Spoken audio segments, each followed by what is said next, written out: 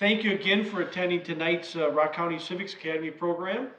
Our ability to provide these presentations is solely dependent upon the financial support we receive from our sponsors and you, our faithful listeners. Our presenting sponsor is Havana Coffee on Milton Avenue in Janesville, Wisconsin. This program would not be possible without the ongoing support of the Italian House and Big Radio, WCLO, WJVL. Supporters include Ragnar Ltd. and Ragnar Software, the John Westfall family, Dan Plushik's Janesville News Report, American Awards and Promotions, Stockman Property Development LLC, Tim Lindow, Nowlin Law. If you believe in our mission, we welcome your financial support. Materials explaining our mission and financial support opportunities are available on your chair or by visiting our website, commonsenserockcounty.org. And at this time, I'd like to turn it over to our moderator, Rich Gruber.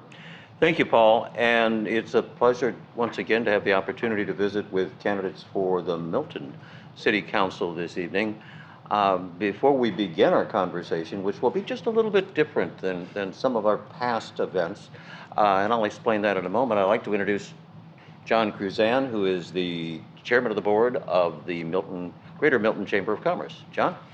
Good evening. Thank you all for coming. All of you watching Facebook Live or watching later, we're certainly glad to have you here. You know, the Milton Chamber has been involved in a candidate forum for years and years. I don't know the long history, but it's been a long time. And it got to be more and more of a challenge for us in many, many respects. And we found a great partner in the Rock County Civics Academy. They've been doing this type of thing in the Janesville area, came to Milton last year, and this year we said, let's collaborate, let's work on this together. And I think we've brought the best of two worlds together for the good of Milton citizens, for our city council candidates and for our school board candidates, which just got over with. So welcome and thanks to all. Thank you, John. And good evening. We're blessed to have two of the three candidates for the Milton City Council present with us tonight. And because it's just the two of them and myself, we're going to make it a little bit more informal. And instead of the hard, Rich asking difficult questions routine, it'll be Rich asking a little softer questions, and we'll just kind of have a conversation back and forth, if that's okay with you, gentlemen. Let's do it. Why not? It's going to work? Okay. I'm going to start with the easiest one that you could possibly think, and this is the best softball you're going to get all night long, I guarantee it. Ken Smith, what caused you to decide to get involved and run for the Milton City Council? Well, Annette and I moved here, going on 24 years ago now. I think people have heard me say more than once that I have lived halfway around the world and back again a few times. I have never been to a place like Milton. It's a community that makes you want to be a part of it. When I was working third shift as a police officer, I never had to worry about my family at home. I worked third shift for many, many years. When I deployed to Iraq, I never had to worry about my family because of the friends that I had made here. I knew that they would be fine. And then when I retired from law enforcement and the military and did all that, we started a business in this community. And once again, this community rallied around us and has made our business successful. You just don't get that anywhere else. So then after retirement, you start kind of going down what I call the rabbit hole of involvement. And I serve as the president of the police commission for the city. I'm on the plan commission for the city. And to just keep giving back, this just seemed like one of the best ways to give back to a community that has really given us so much. Thanks, Ken. Eric Stockman, what events caused you to take the leap and get motivated and dive in? Thank you, Rich. Thank you to the Rock County Civics Academy and also the Milton Chamber for hosting this, and thank you for those of you that are coming to watch us tonight.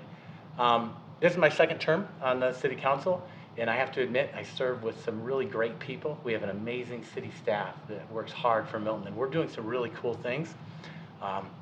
I look forward to meetings. I look forward to what we do, so I've enjoyed it, and I want to keep that going. In the private sector, my wife and I rehabilitate, restore buildings in our downtown. We create spaces for new business to come in. We create housing, affordable housing for families. And I want to continue that work at a different level, at the city level. In addition, over this last term, we formed a new fire department, a new Edgerton Fire Protection District, and we're not done. To see it through to its fruition, I want to see the fire stations built and minimize that impact if I can to our taxpayers. Thank you. Thanks, Eric. The council operates by the old majority rule principle, and that means that you must find a majority of the council to agree to take any action that's going to move forward. How do you go about building consensus among the members, and specifically, how do you build that consensus to support your ideas? Eric? To me. Yeah. So I've learned firsthand. I've come to meetings with one idea in mind based on the agenda where I thought things might go, and I'm presented with a totally different view from those council members that I serve with. And I think polite discussion, listening is key, and keeping an open mind. We all run in different groups, and everybody brings different values and different constituents that they represent. So I think it's just important just to listen and be mindful of each other. And if you had an entire board that always all voted the same way, you have the wrong people. So I think different views are important, and that's how I'd handle that. Okay, Ken, same question.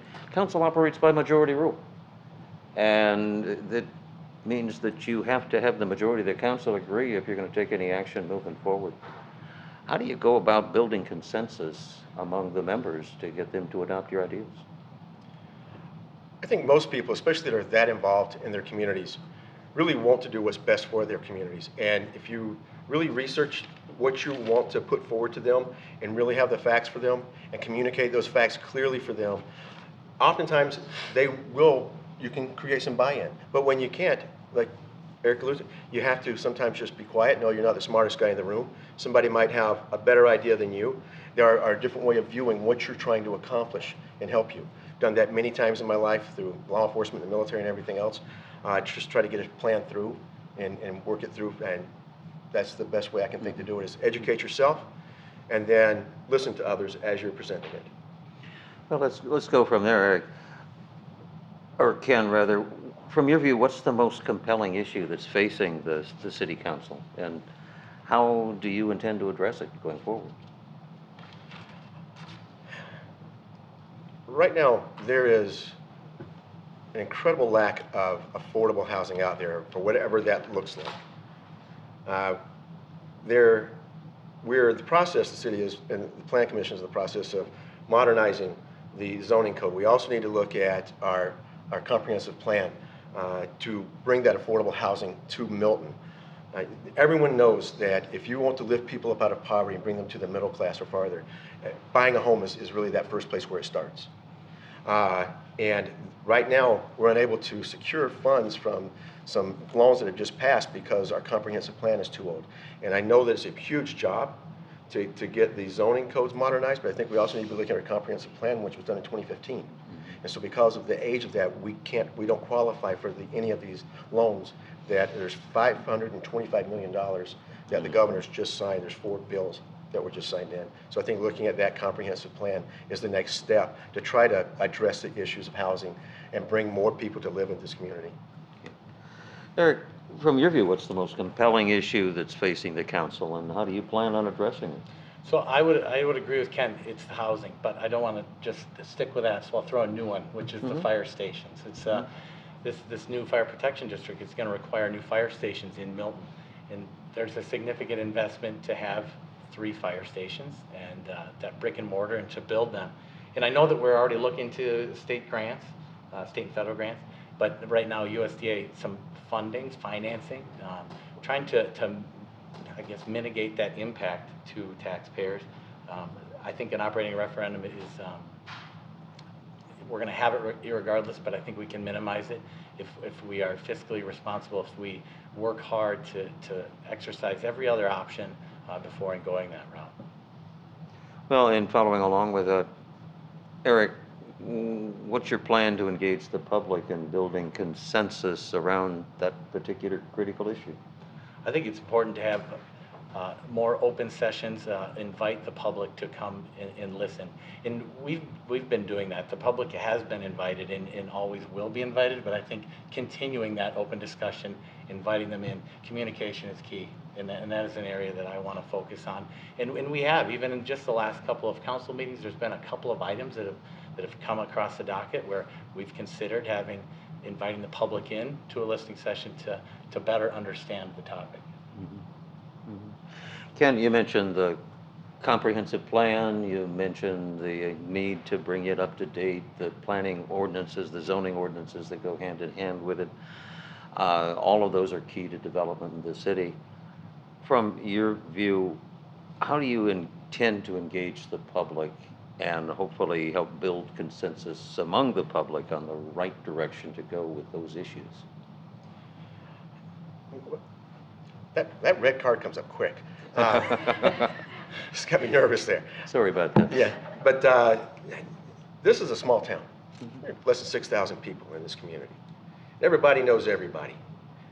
It isn't just using social media to get out there and get the word out and try to get people to join, but getting out there and just talking to people.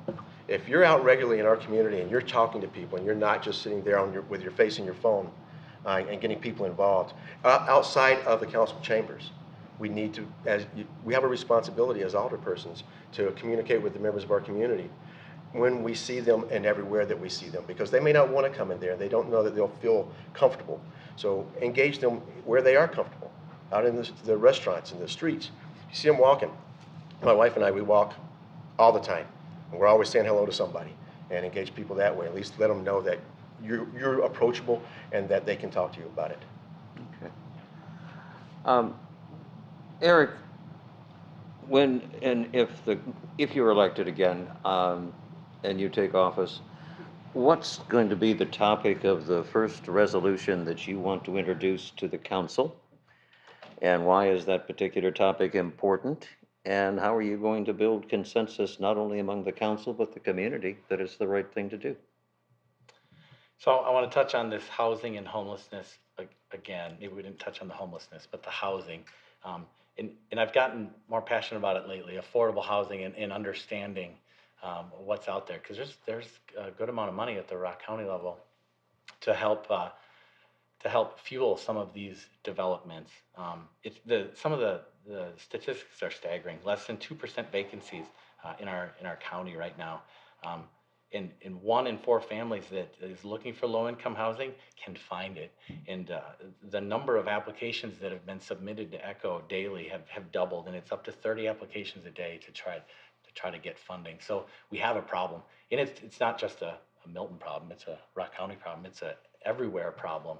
And so I think looking for funding at the county level and working with developers, incentivizing developers. And remembering when we do incentivize some of these TID and TIF districts, we make them set aside a chunk of that for affordable housing. Okay, thanks, Eric. Ken, what'll be the topic of the first resolution you introduce when you take office with the council? Why is the issue important to you, and how do you intend to build consensus around it? Well, I hate to parrot Eric there, but again, for me, it's housing as well. Again, so much depends on quality housing and affordable housing so that members will want to move to our community, will want to stay in our community, and live here and raise their children here. I don't know how else to say it when I talked about it earlier. Not only looking at I feel from the county, but also up to the state for source of funding initiatives. And again, yeah, housing. Okay. Well, along those same lines, let's start with you, Ken. What are your top 3 priorities for the city? I don't know, I think possibly housing. Okay. Okay, maybe. I'd also like to see some incentives to bring in some places for people to stay when they come here. We have quite a few attractions that make us a come-to community. I would love to be able to bring in, it doesn't have to be a huge hotel, but something that people feel like staying in Milton while they're here to spend their money here. That would be awesome. And also, this community, these people are wonderful here. And I want to see this community be a place where anyone who wants to live here, no matter what they look like, no matter who they love, that they can come here and live here and feel safe being here. Thanks. Eric, what are your top 3 priorities? My passion, promoting and supporting our small business in town. we've revitalized our downtowns and our businesses are booming. It drives so much tourism. It brings people to Milton. It makes Milton a favorable place to live. More family-friendly housing. We're going to beat housing tonight. We're going to beat it down to the ground. And then last, keeping our fire, our EMS support services, keeping that locally controlled and finishing what we started, giving them the brick and mortar and the equipment so that they can do their job and we can get those call response times under 3 minutes over and over, regardless of where you are in the district.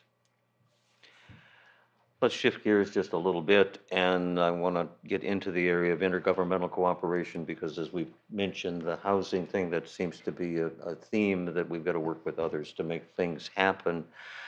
How do you propose to improve intergovernmental cooperation on issues like affordable housing and homelessness and similar issues that are common across the region, Ken? Well, given how close Janesville is to us, I know that we should be reaching out to the city of Janesville to cooperate. And there are certain programs, the child homelessness is Project 1864, I think it is. I'm not sure. 1647. 48, Yeah, 16. Working with those programs as well, and trying to address those issues. Working with our school district. They know every kid in the district. They know the issues that they're having.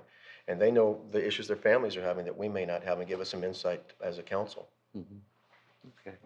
Eric, same question. How do you propose to improve intergovernmental cooperation on issues like housing and homelessness and similar issues? Yeah, I think picking up the phone and calling and working with those other local governments and city council members. Even just in preparing for tonight, I looked at a number of programs that you have hosted in that and put on. And I think that just getting the right people in the right room together, communicating, sharing ideas, I think that there's enough of a need and there's enough of an urgency in all the surrounding cities that I think that all would be open to it, all working for a common good. One of the measures of success in the community in the realm of economic development is to see planned growth occur in places where, in fact, it's expected. We've seen a lot of industrial growth in Milton over the course of the past few years. The tax increment financing district concept and the laws associated with it are complicated and complex. Are they the right tool? And how do you convince the taxpaying public that if they are the right tool, they're the right one that we should be using now? And let's start with you, Eric. Sure. No, I do believe in the TID districts. I do believe in that model. The basis of a lot of the misunderstanding is what they see it as free money for the corporate side. What you have to consider is that when we're trying to draw new business in, which this last year we increased our value of our city by $107 million, and that is what keeps our tax rates stable. That is how we overcome inflation and can keep taxes at a stable rate regardless of inflation. But I like TIDs. I like creating them. We have to keep acquiring new land so that we can attract these businesses.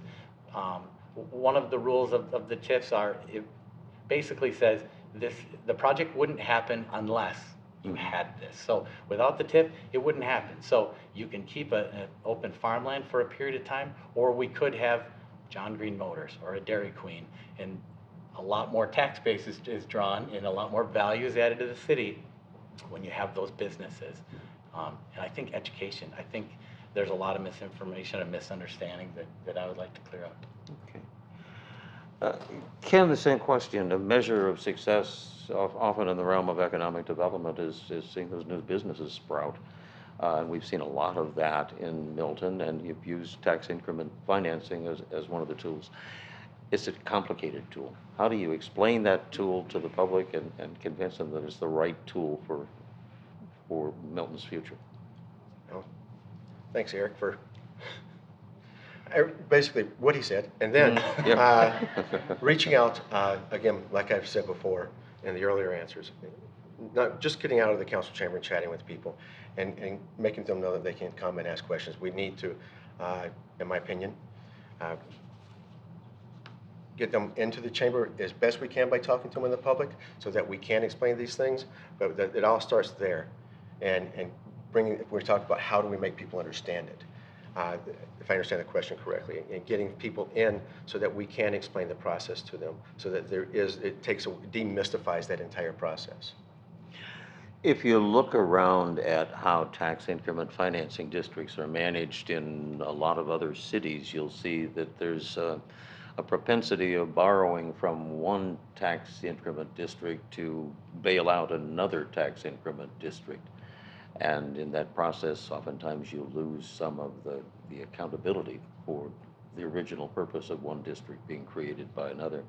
You aren't at that stage yet in Milton, but as you grow, how do you propose as a council to set policy that makes sure that the community sees a transparent application of tax increment financing? I believe that we already have those policies in place. Okay. It's a matter of just policing it and ensuring that everyone follows the rules, that there aren't exceptions because you know this person or that. And I don't think we do that in this community. This community is run very professionally, and I don't see that as an issue now, and I don't think I'll see that as an issue in the future. Okay. Eric, same question. And your thoughts? So no, all of our districts are all healthy. I do believe Janesville has one that's in the red. In spending within the TID and the money that goes out, the only reason you're going to have a TID that goes into the negative is in an economic downturn or where the value of those properties in that district lose their value. And you can wait it out and wait for them to bounce back. There is Wisconsin State Legislature that will allow you to reset the base. And it's not a loss of dollars for the city because it's future tax dollars that come in to make it whole. I think that, again, being transparent with the city or with the citizens, if we ran into that, I don't know that you would need to necessarily move dollars. Like I said, ours are all healthy, and once these TID districts do close and those tax dollars come in, we'll be in fantastic shape. Okay. We have a common theme of trying to engage the public and get them into City Hall and have them be part of the solution as opposed to being on the sidelines and guessing and second guessing. How do you personally engage the public and encourage them to be better informed and understand the issues and then act based on that understanding?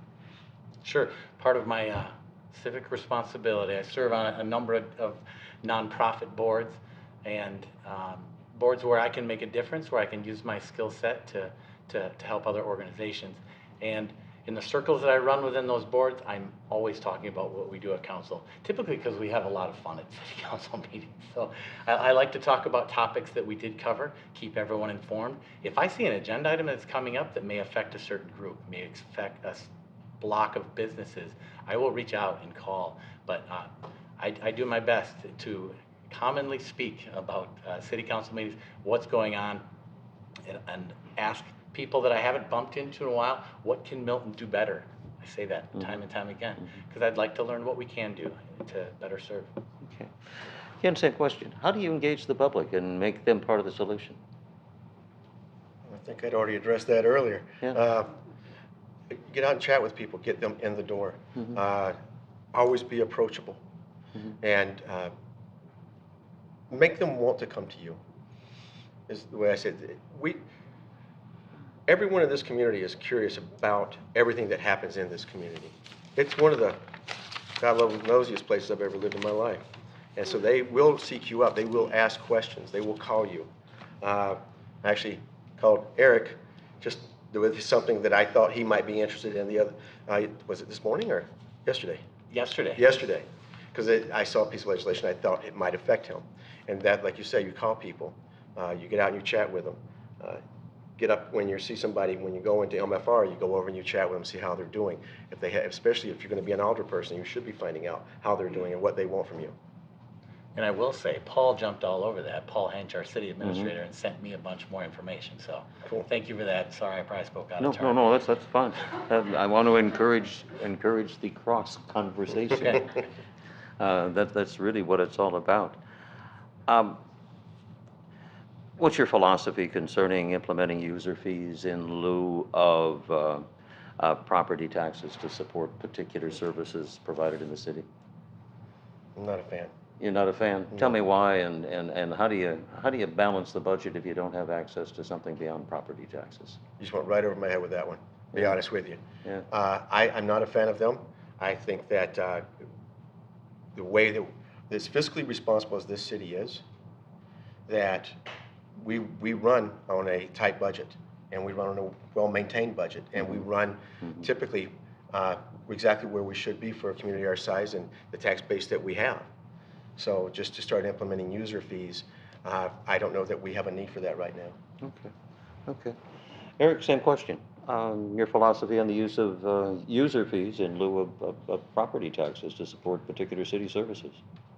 So as user fees, as far as if we're thinking fire EMS, I don't know that I would be as for that, but I wanted to look at a different, and I think this, you may be asking this at the same time.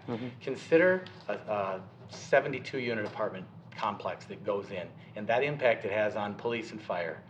Consider a very large industrial building that maybe has some special needs for firefighting should a combustible, some fire take off. Think of those, as soon as they hit, they came into the city under some TID plan, and they had their incentives. That comes, we have an increased service. That is part of what we're trying to serve with these new stations in this new district. So I want to look at maybe how you might have those developers pay or pass that on to those larger corporations. I think it's worth at least looking into it at that larger scale, maybe not the smaller, and that might have been what Ken was not for, but at a bigger scale, I'm for looking at it. And that opens the whole new realm of conversation when you go beyond the user fee. The user fee, an example of that is a building permit. I need a building permit, so I'm going to pay a fee. If I don't need a building permit, I don't pay that fee, but I'm getting that particular service. You raise the issue of impact fees. And impact fees, by definition, it comes down to, I'm building a large development and I will have a certain level of demand for police, fire, and other infrastructure services. How do I recoup those costs beyond the property tax? Is that an area we really want to open and explore, given the current constraints on our ability as a city to raise property taxes in the current environment? What do you think? No, I wouldn't support that, simply because I think it's going to also get us into a legal battle where corporations have been recognized as individuals, and then if this individual, if you say like with the individual homeowner doesn't have to pay it, and then I come in with my army of attorneys and say, well, I'm a person too, and why are you making me pay these impact or user fees? I don't know that, and I haven't seen enough literature on this. And I get that, there are some communities that are starting to do the user fees for fire services and things like that. And I figure you pay your taxes, you should not be paying user fees for those types of services or impact fees for those. And that's part of having the controlled growth of the community as well. If you're growing so fast that you're outpacing your services, then that's a problem with the strategic plan as the city moves forward. And you should be looking at, okay, are we going too fast for what we have? And need to back up the boat a little bit. Okay. And that kind of begs the question, is growth in Milton at the right pace from your perspective? I feel it's a little slow. I'd like to see it go a little faster. Okay. And how do you encourage that? Again, looking at some of the, what I alluded to earlier with getting our comprehensive plan updated, and I know that we're going to do that, but I would like to make that a priority so that we do have access to some of the state funding that's out there right now for the low interest loans, so that we can encourage, and that in hand with updating our zoning code, that's going to make it more comprehensive. We can have higher density subdivisions, things like that, so we can bring down the cost of the housing for individuals that are moving, then try them to move to our community, but also attract those developers to come to our community and develop it and build the neighborhoods and things that I'd like to see. Okay. Same question for you, Eric. Is growth too fast, too slow? Is it being managed properly? How do you control it? What's your vision? Sure, and I think the growth is just right. I think that We attract business to city because we have a phenomenal infrastructure. We attract people to Milton because we are safe and have great schools. I think we're growing at a great rate. We need to keep growing, though. As I stated earlier, that's how we're going to keep our taxes stable. We have to keep growing. You look at Bodie, California, great example. You get busy living or get busy dying. Way to fall off the map is to stop growing. So I think encouraging it and better explaining to the city how we win when we grow the value of our city and how that works with taxes, and adding great services and great places to go and tourism, all that comes. All these jobs that have been created in Milton, now there's places to spend money in Milton, and we want to add places to live in Milton for these workers. Eric, building code interpretation and enforcement has always been a point of contention across the board, community by community by community. What's the climate in Milton, and how do you improve it, if it needs improvement, or what? Your thoughts? I love the building code. The general engineering company handles that for the city of Milton. The inspections, permitting in that ultimately comes through the city, but they issue it. They handle the inspections. I find them, I've done business developing in Janesville and other surrounding cities, and I think that they handle it fantastic. I think it's great. They're a great team to work with. They're very fair, and especially when you're touching these historic buildings, that you can't always make them 100% like a brand new building. You're just limited by things rather than sticking to the fine letter of the code. We're making it better, and they work with you on that. So I think Milton is a fantastic place to develop and work to build new business and structures. Okay. Ken, the same question. Building code interpretation enforcement is a point of contention in every community. From your perspective, are we doing it in a friendly fashion? Are there areas we can improve, areas that we can make a difference to encouraging economic development? Well, I haven't had the same exposure as Eric has to our building code. So I really don't have a background to answer that with any real authority. I have never had an issue with it. The only experience we have is we put an addition on our house. The building inspectors came out. They did everything beautifully. Getting through the process for the city was no issue. So I really don't have an issue with it personally. Well, I want to take it a little different, slightly different direction to an area where you have had some experience, and that's in the comprehensive plan for the community. And there's room there for bringing it up to date. Your thoughts on how we can do that and make it a better user-friendly community? Well, again, that's going through the whole entire comprehensive plan. And that is something that we would do as, we would hire typically a company to come in and help us do that. We wouldn't be doing that as individuals. I would like to see it modernized and brought up.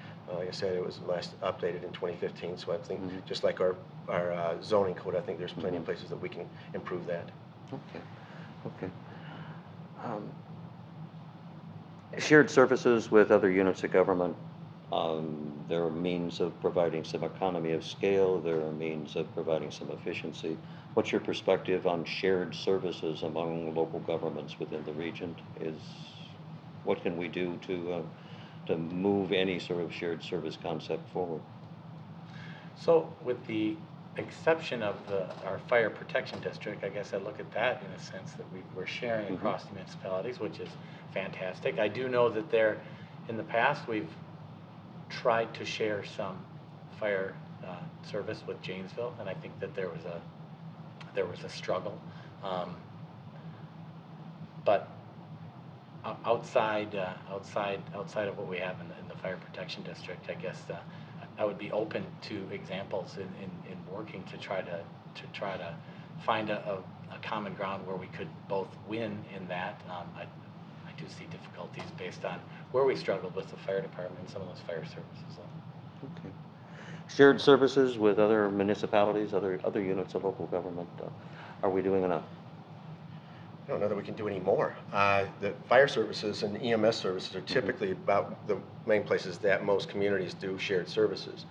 And they have, agreements to help each other with things such as law enforcement and things of that nature. But I'm not really sure where I could see. I would like, if somebody has some ideas, I'd love to see it and like to have the conversations, but I can't imagine anywhere else where we would be able to do that and share those costs effectively. Okay. Let's do this. Let's take a break for a couple of minutes. Let everybody stretch your legs. When we come back, I'd like to ask the audience if you have any particular questions you'd like to ask of the panelists. We'll incorporate them into the last half of the program.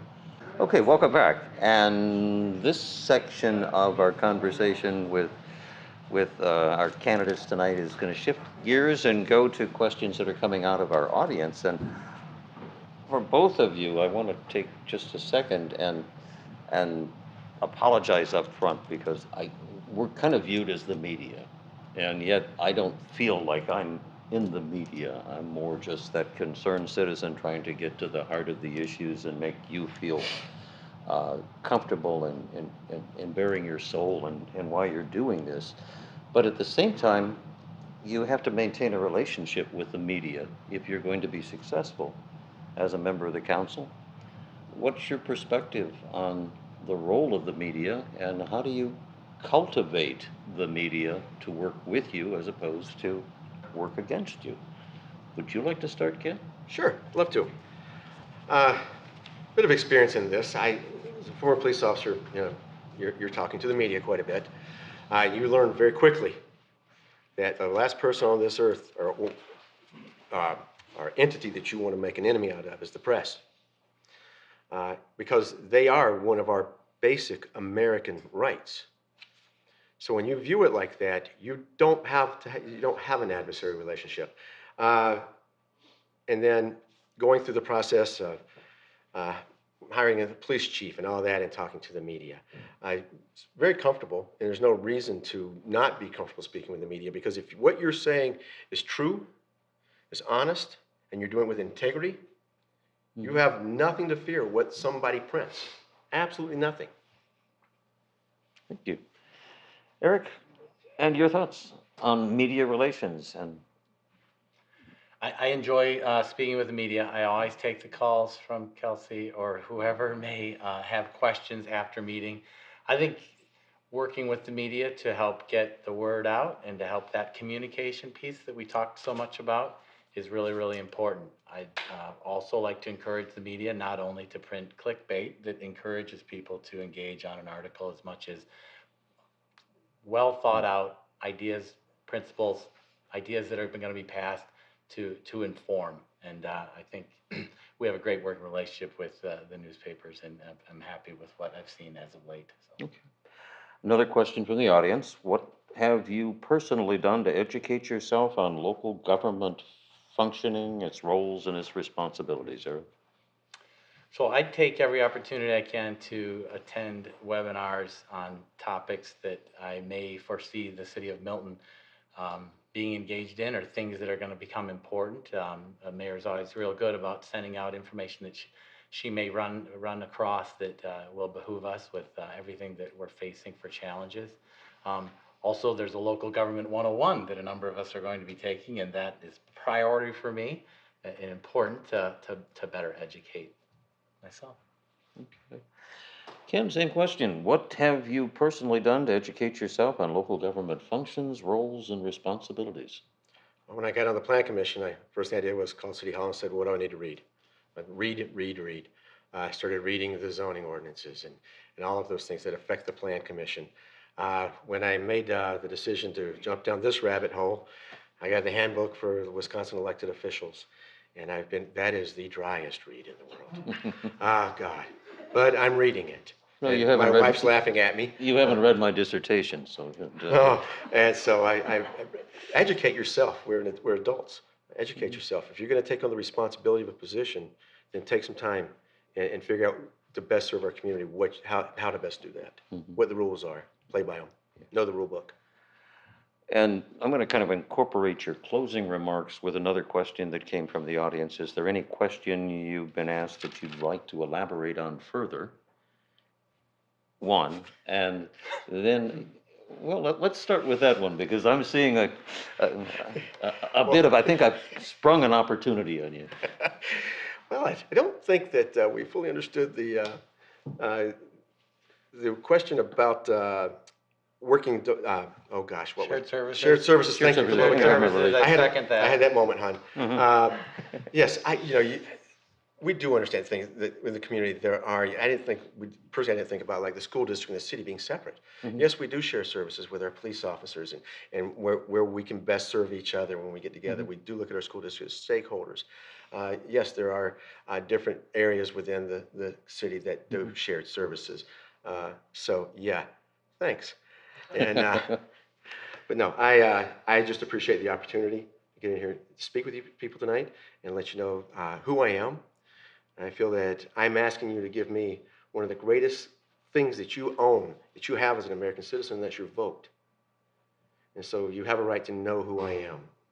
And if you ever have any questions, you can call me. My information's right online everywhere. It's all over the place.